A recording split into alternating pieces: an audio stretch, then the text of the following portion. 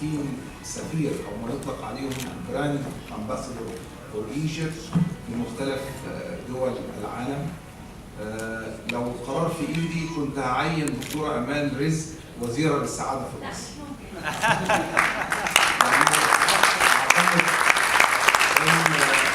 حضراتكم تتفقوا معايا ان هي ادتنا جرعه من السعاده ان جابت لنا جميلات العالم في مكان واحد.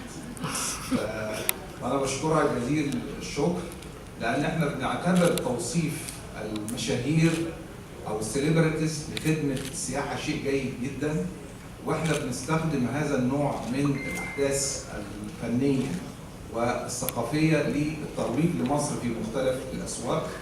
فاحنا بصدد اعداد ما بين 4 إلى 5 ميجا ايفنت.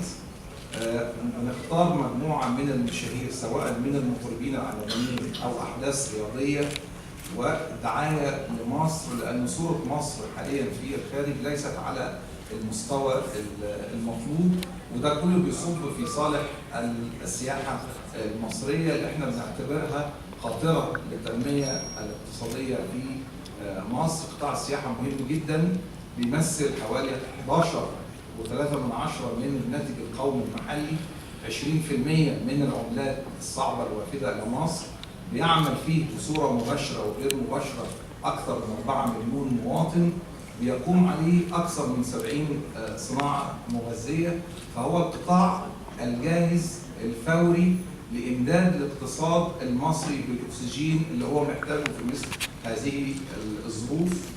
وطبعا انتوا ادرى اكثر مني باهميه قطاع السياحه بالنسبه لمصر.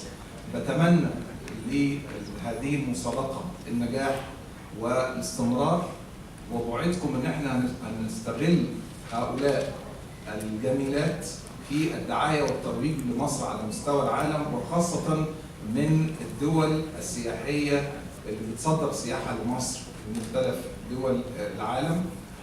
اسمحوا لي ان انا بشكرهم. I would like to thank you very much, and I really very happy to see all of you here in Egypt tonight, and good luck for all of you, and I wish to see you again as the brand ambassadors for Egypt. Thank you very much.